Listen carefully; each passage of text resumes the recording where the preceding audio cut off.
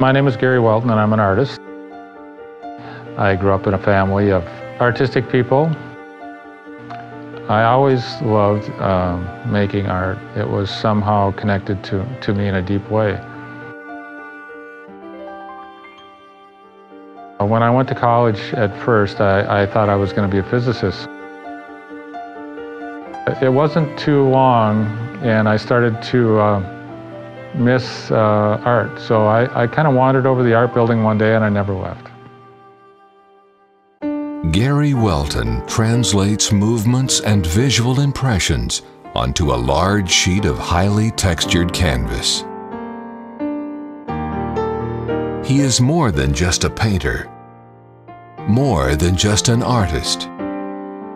He is analogous to a stop-motion animator, translating the elegant lines, colors, and shapes of a moving dancer and model into beautiful works of art.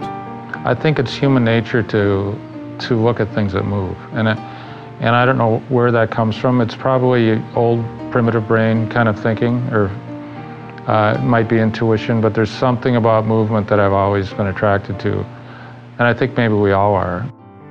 I want to try and capture that impression of that moment, the feeling of what's happening and how I feel. And as a contemporary artist, Gary has an inner connection between feelings and expression, similar to that of musicians and dancers.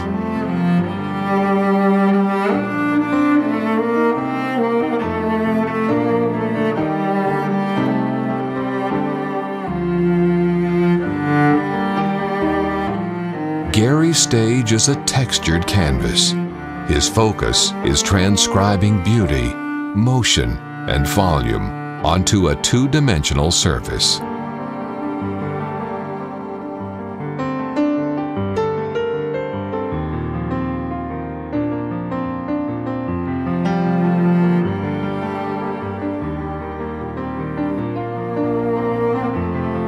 Over 20 years ago, he began to have his model move as he painted.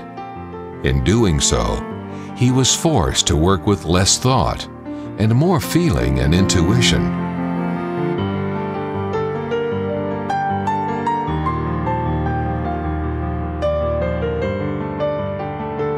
He has always valued the spontaneous gesture and the beauty of the chance mark and line.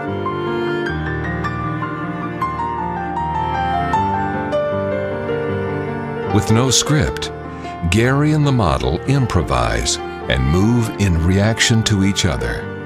To be appreciated, I've been very fortunate that way. It's really affirming somehow.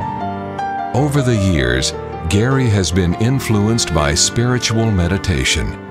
He has learned to empty his mind of its conscious devices and inhibition, enabling him to reach a higher level of insight beyond all cultural conditioning.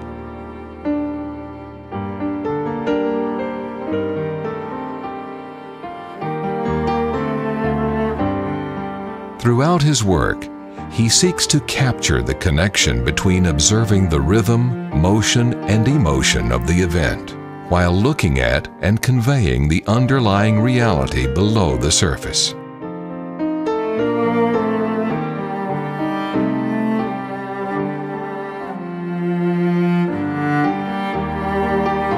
With a modernist preoccupation, Gary Welton convincingly captures the moment in a succession of beautiful static forms, evidence of a lived moment in real time and real space.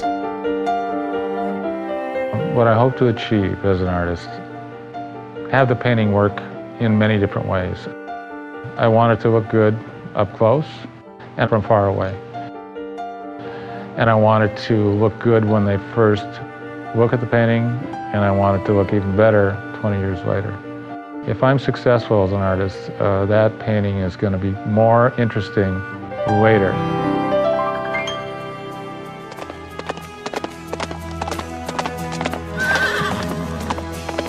Edward Muybridge was a pioneering photographer important for his work within the studies of motion.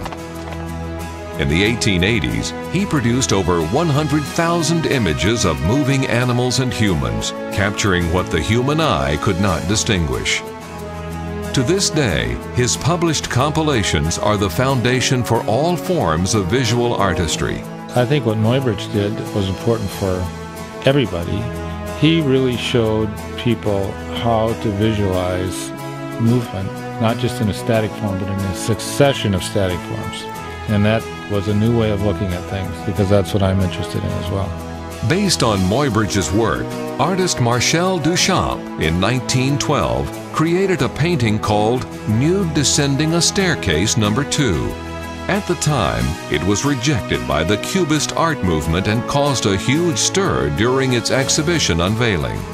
The work today is widely regarded as a modernist classic and has become one of the most famous paintings of its time.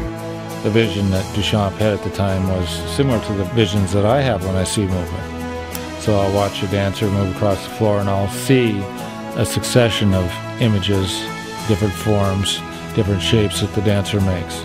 Muybridge and Duchamp, they opened the art world's eyes to a new way of looking at art.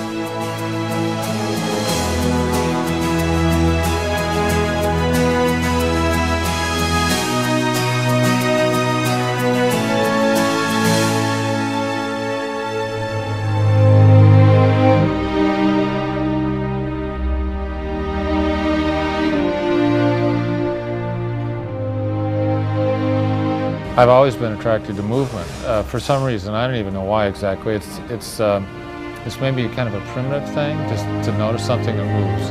I just happened to have a model in my studio one day, and she was a dancer, and she said, "Do you want to see what I've been working on?" And I said, "Sure, why don't you show me?" And she did this beautiful phrase and dance, and I said, "Wow, that's great. Can you do that again?" And she did, and I just started to paint it. And that pretty much grabbed my attention for a long time, and I'm still fascinated by that idea.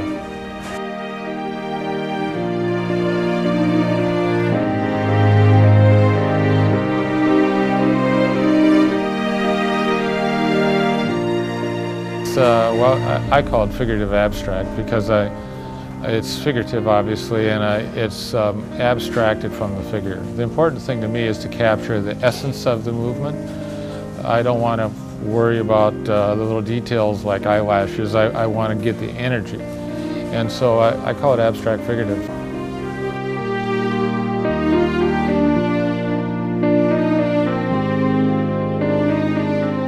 Well, I work from the live dancer model all the time to get the initial kind of impression to try and capture the movement. So in a way, it's like I'm not really thinking too much. I'm more feeling. And I draw upon my experience.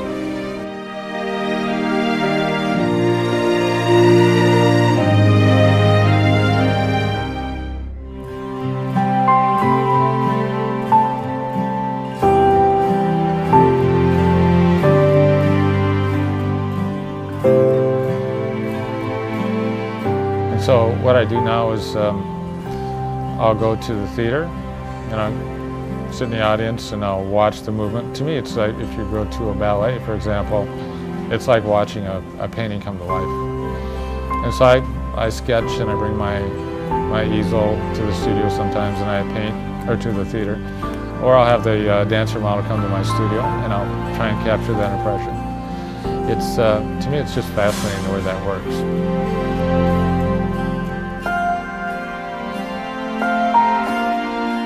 Almost like music. If you were to see a melody somehow sketched out on paper, like even a composition on paper, it has a rhythm to it, and so does the dance, and so does the painting, hopefully. That's my goal. Yeah, I think if I was a musician, I would enjoy that because I would be a jazz musician probably, and kind of improv, because I like to have that kind of spontaneity. And I enjoy that in music and also in artwork.